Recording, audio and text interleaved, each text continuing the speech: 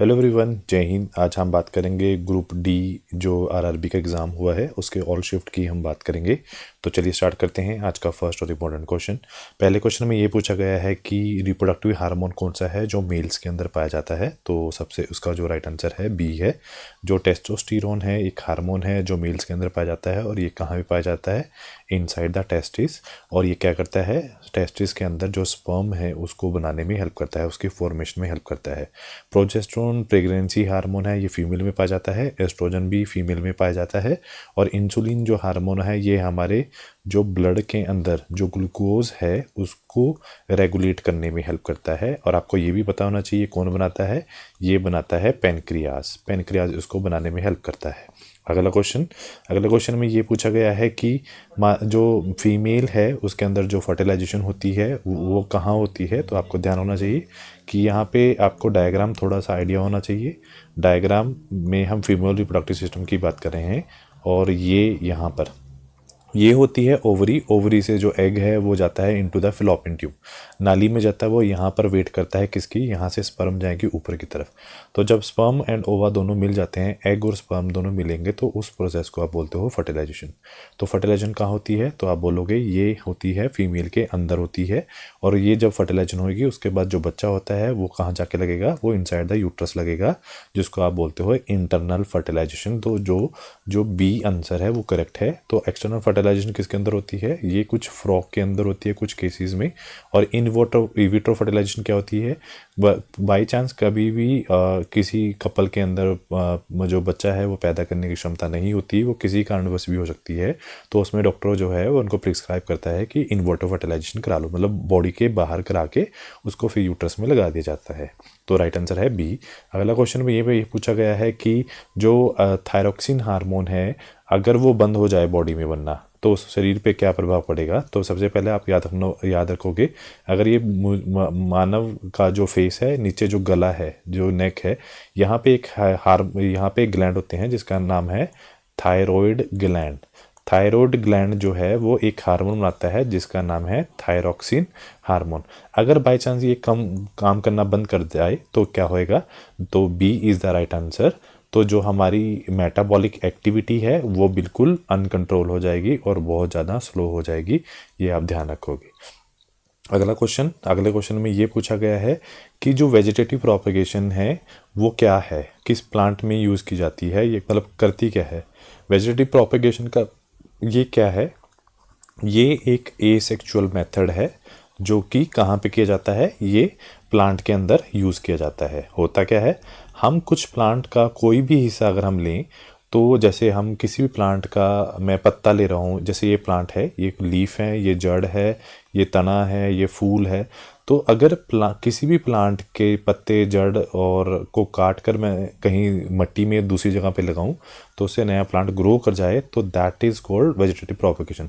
जैसे कि गुलाब के केस में लगा लो, रोज़ जो हम गुलाब लगाते हैं, गुलाब की टहनी काटो और नई जगह पे आप लगा दो, सिर्फ प्लांट ग्रो कर जाएगा, नया गुलाब का प्लांट निकल आएगा। तो इस प्रोसेस को आप वेजिटेटिव प्रोपगेशन कर बोलते हो। तो इसका जो राइट आंसर है डी है। तो D is the right answer. Stem जो रूट है और लीव की हम बात कर रहे हैं। अगला क्वेश्चन कि अगर पूछा गया है कि वर्ष 2025 में Laureus world sportsman of the year किसे चुना गया है, तो उनका जो राइट आंसर है वो राइट आंसर है बी। तो उनका नाम है आर्मेंड मोंडो डुलापेंडी जो है, उनको चुना गया है वर्ल्ड का जो स्पोर्ट्समैन ऑफ द ईयर 2025 का टाइटल उन्हें मिला है। अगला क्वेश्चन पूछा गया है कि जो मॉलिक्यूलर मास है जिंक ऑक्साइड का, तो उसका मॉलिक्यूलर मास क्या है। तो पहले आप जिंक का लगाओगे, जिंक का जो मॉलिक्यूलर मास है वो है 65 और ऑक्सीजन का कितना है 16।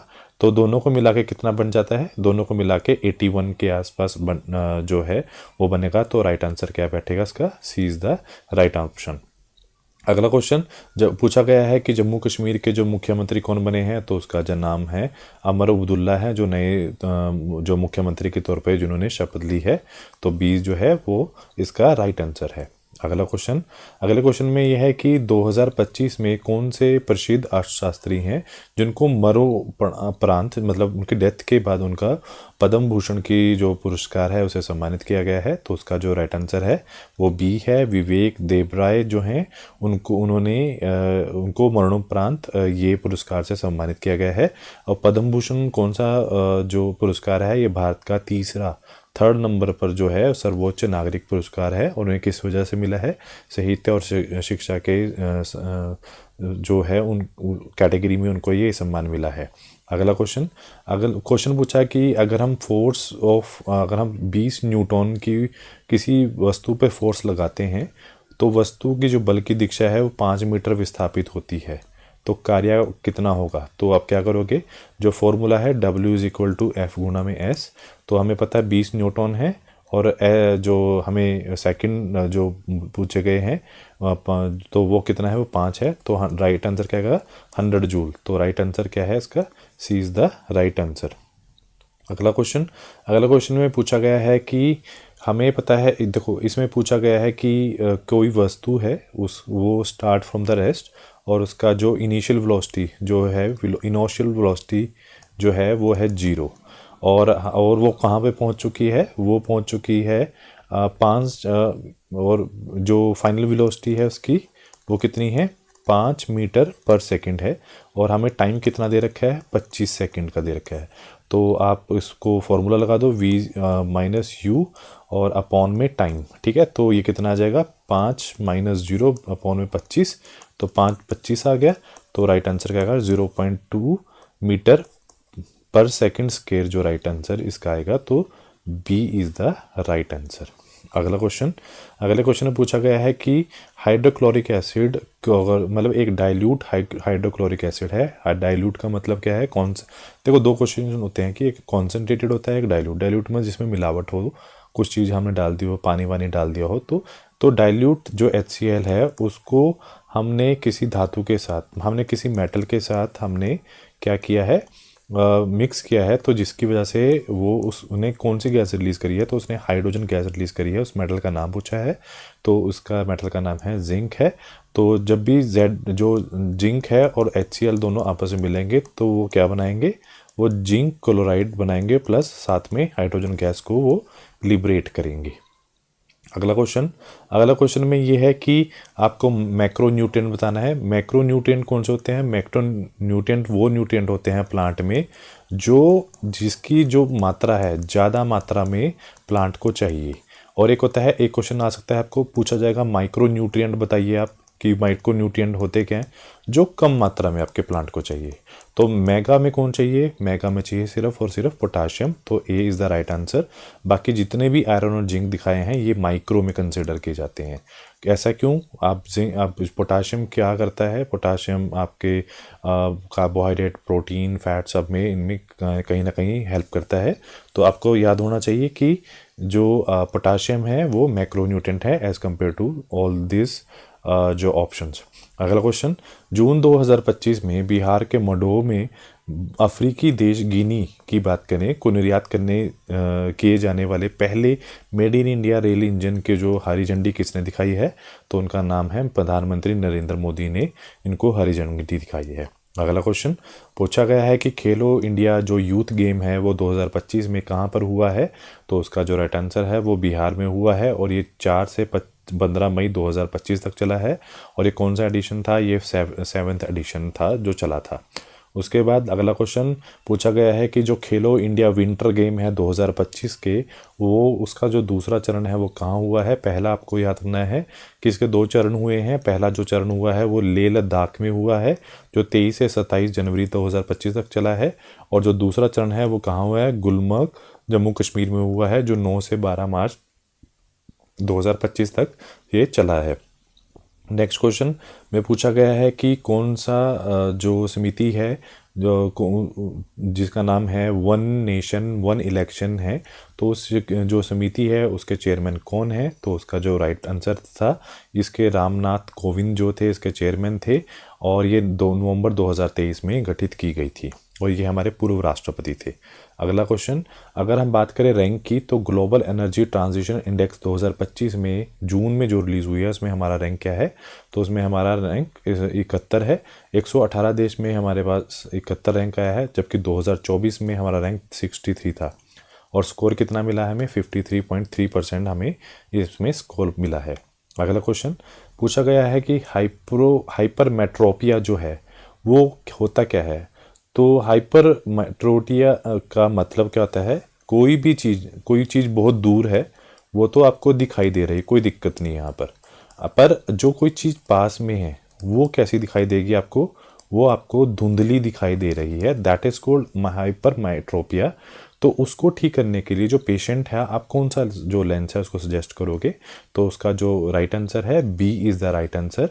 तो उसके लिए कन्वेक्स जो लेंस है उसको यूज़ किया जाएगा, ताकि उसका ये जो a person is suffering from vision, तो उसके लिए वो बिल्कुल सही ऑप्शन है। अगला क्वेश्चन, अगर पूछा गया सस्टेनेबल जो डेवलपमेंट गोल्स है और अगर इसमें हम इंडिया इंडेक्स रिपोर्ट की बात करें हैं तो वो कौन रिलीज़ करता है? तो उसका जो राइट आंसर है, जो नीति आयोग है ये इसको रिलीज़ करती है। और ये कहती क्या है, जितने भी राज्यों और केंद्रों में जितने भी शासित प्रदेश हैं उनके अंदर इसको प्रगति को मापने और मॉनिटर करने में ये हेल्प करती है। तो यहाँ पर जो बी है वो राइट ऑप्शन है।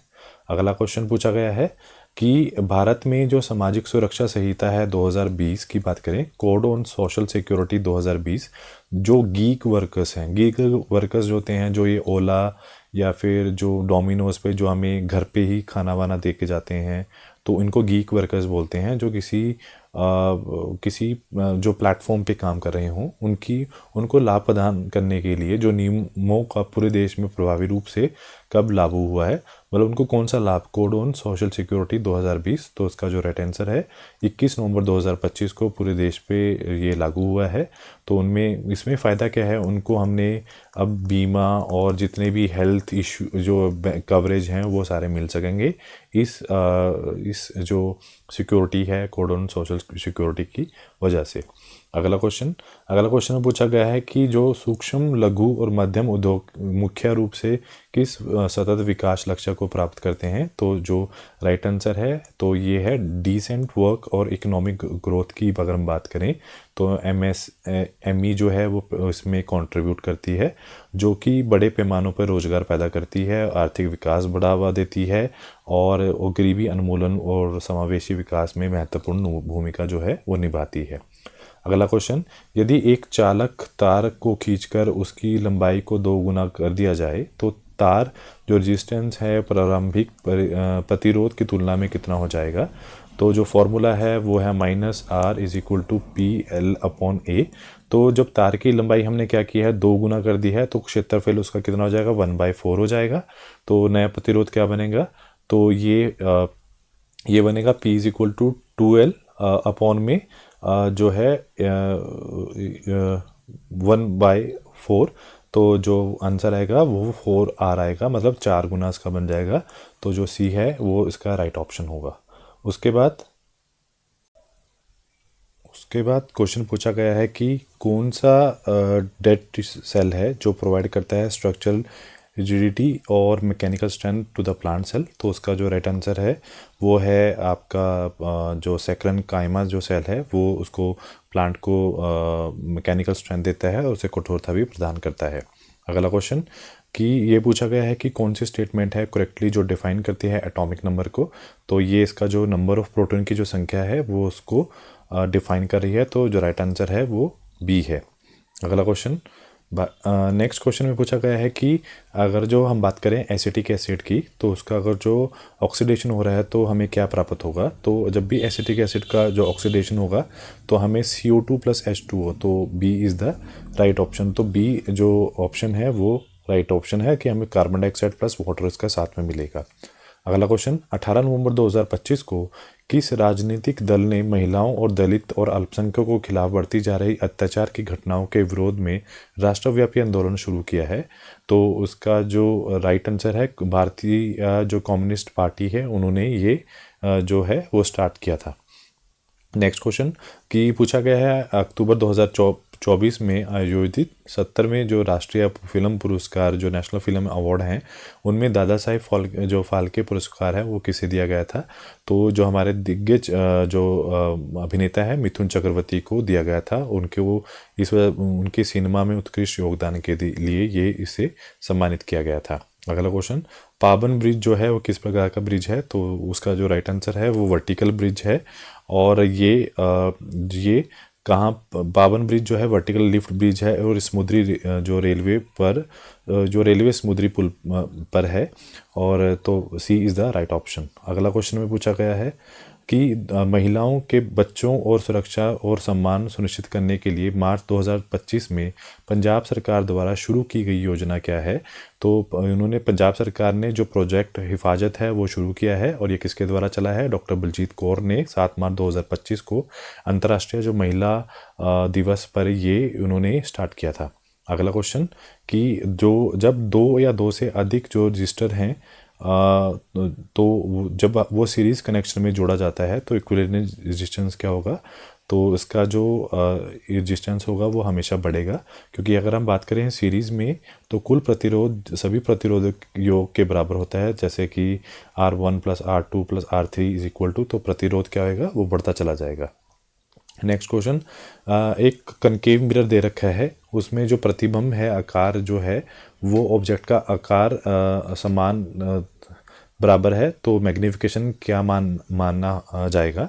तो आपको ध्यान रखना है कि जो कनकेव मिरर है उसके अंदर जो इमेज है जो ऑब्जेक्ट के आकार के बराबर होती है, तो जो मैग्नीफिकेशन क्या होगा उसका -1 होगा, क्योंकि जो कनकेव मिरर है उसका जो दर्पण समान रूप का आकार का बनने वाला प्रतिबिंब हमेशा वास्तविक में उल्टा और वास्तविक और उल्टा होगा। तो जो राइट आंसर है वो B is the right answer, कि इसमें जो मैग्नीफिकेशन है माइनस होगा, तो -1 इज़ द राइट आंसर।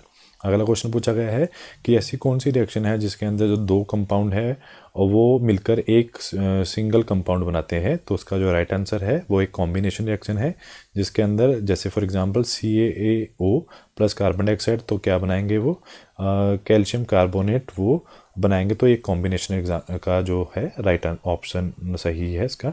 अगला क्वेश्चन कि कौन सा सैचुरेटेड हाइड्रोकार्बन है? तो उसका जो राइट आंसर है मीथेन जो है वो एक सैचुरेटेड हाइड्रोकार्बन है, तो इसका राइट आंसर है बी। अगला क्वेश्चन पूछा गया है प्रसिद्ध लुथेनिया उपन्यास द लास्ट डे के लेखक कौन है, जिनका हाल में ही साहित्य अकादमी द्वारा हिंदी में अनुवाद किया गया है?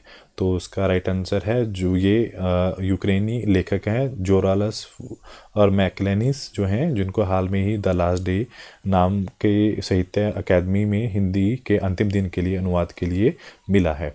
अगला क्वेश्चन, कोरिजन के कारण जो तांबे की सतह का जो रंग है उस पे किस तरह की परत जम जाती है?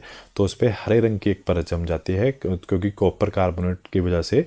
तो जो राइट आंसर है वो सी इज़ द राइट आंसर, क्योंकि कॉपर कार्बोनेट का जो रंग होता है वो ग्रीनिश कलर का होता है। अगला क्वेश्चन कि अगर सिंगल फ्रीक्वेंसी की बात करें तो जो ध्वनि है वो मिक्सचर ऑफ मल्टीपल फ्रीक्वेंसी को क्या कहा गया है? तो आपको ये जानना है कि जो सिंगल फ्रीक्वेंसी की जो ध्वनि होती है उसको प्योर टोन बोला जाता है, और जो मिक्सचर ऑफ मल्टीपल फ्रीक्वेंसी की बात करी जाए तो उनको नॉइज़ बोला जाता है। अगला क्वेश्चन, 2024 में फीफा जो वर्ल्ड कप है के लिए मेजबान देशों के अलावा सीधे क्वालिफाइड करने वाली जो टीम है वो कौन सी बनी है? तो उसका जो राइट आंसर है तो वो बी है, जापान जो पहली में जो सीधे क्वालिफाइड करने वाली जो टीम बनी है। अगला क्वेश्चन, अगर पूछा गया कि इनमें से कौन सा कंपाउंड है, तो उसका जो राइट आंसर है जो सोडियम क्लोराइड है वो एक कंपाउंड है जो क्या किससे बना है?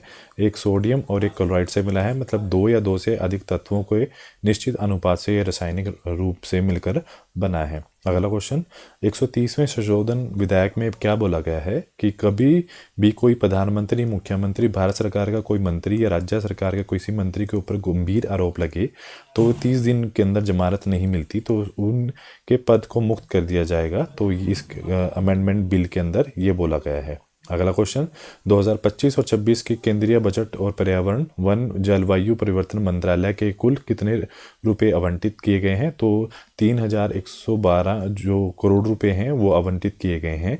नेक्स्ट क्वेश्चन, में अप्रैल 2025 में भारत के जो 23 लॉ कमीशन है के इंडिया के रूप जो लॉ कमीशन ऑफ इंडिया है तो उनके चेयरमैन कौन नियुक्त किए गए हैं? तो उसका जो राइट आंसर है जस्टिस जो दिनेश महेश्वरी हैं उनको नियुक्त किया गया है। और इनका जो कार्यभार है वो अप्रैल 2025 से संभाला जाएगा। नेक्स्ट क्वेश्चन में पूछा गया है, they are the same question. तो आज के लिए इतना ही। Do like share my channel. Thank you so much.